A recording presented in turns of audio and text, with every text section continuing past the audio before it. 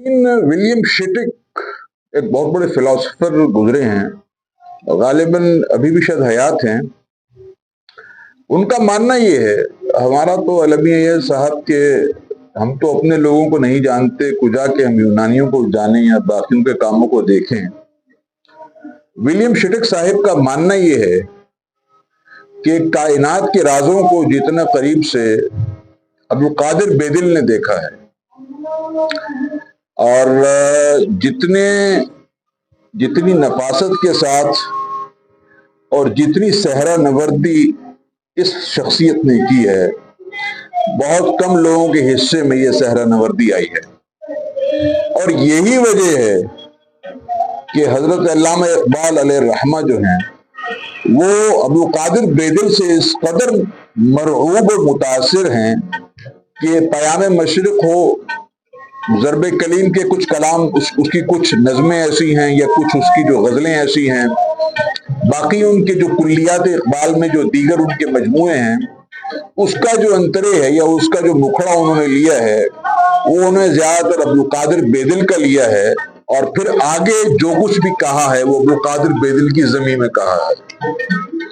ऐसे नहीं गालिब ने कहा था, तर्ज़े बेदिल में रिश्ता लिखना असदुल्ला खां क़यामत है।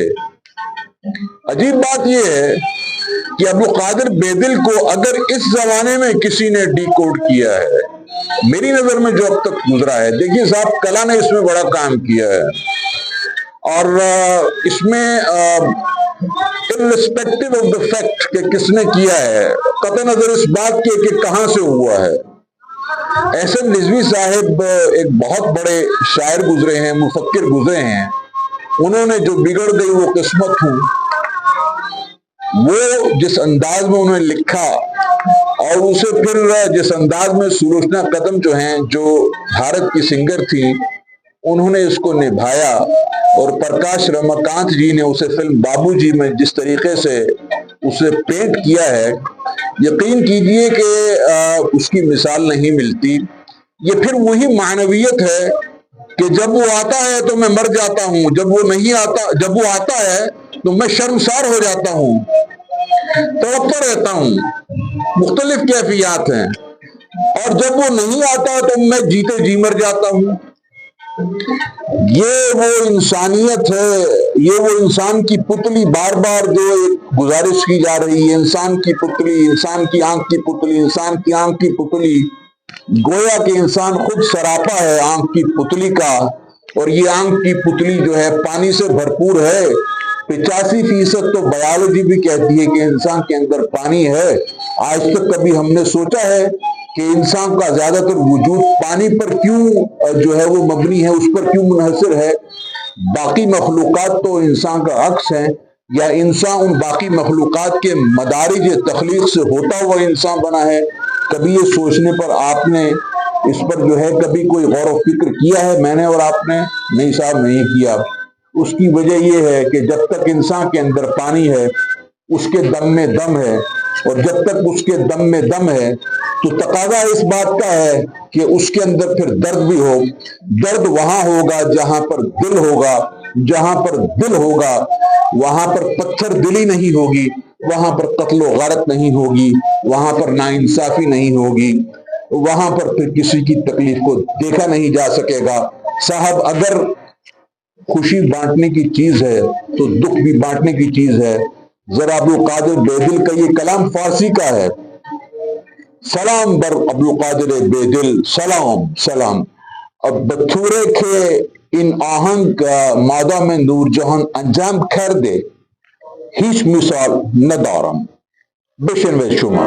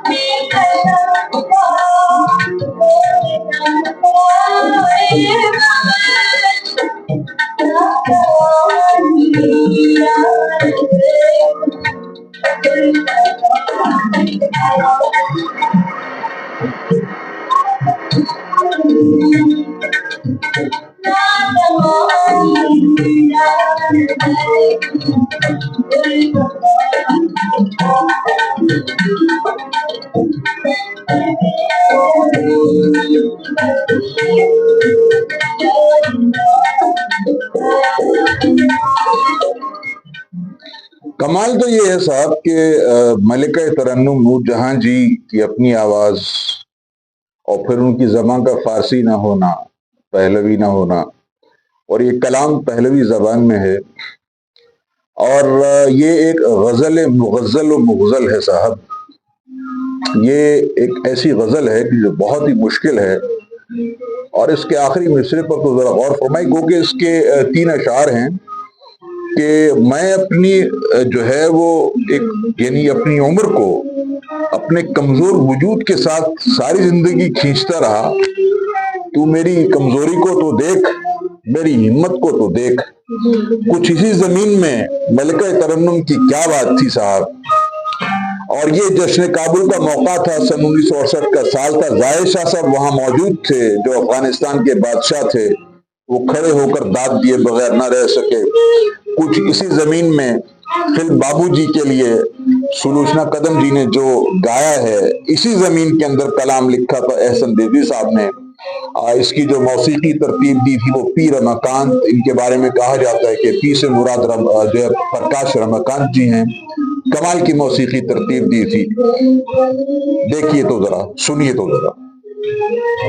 اور اس میں عجیب بات یہ ہے کہ یہ بھی بالکل ویسی ہی زمین ہے لیکن ذرا انداز آج کا ہے.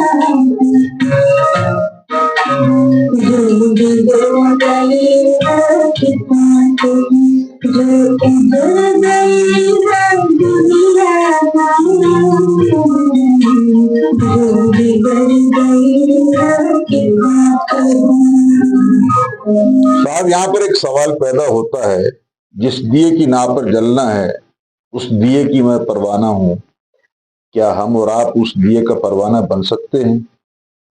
ایسا ممکن ہے؟ بالکل ہے۔ تھی خوشی انہی کے ہنسنے کی، تھی ہنسی انہی کے ہنسنے کی، تب خوشی تھی دل کے ملنے کی۔ دوسروں کی خوشی میں خوش رہنا، دوسروں کی ہنسی کے ساتھ ہنسنا، دوسروں کے غم میں مغموم رہنا، صاحب اسی کے لیے تو کائنات بنی ہے۔ یہ اقبال کے اس شعر کی طرف بھی اشارہ ہے، ورنہ طاعت کے لیے کچھ کم نہ تھے کروبیاں۔ بہت شکریہ آپ کا۔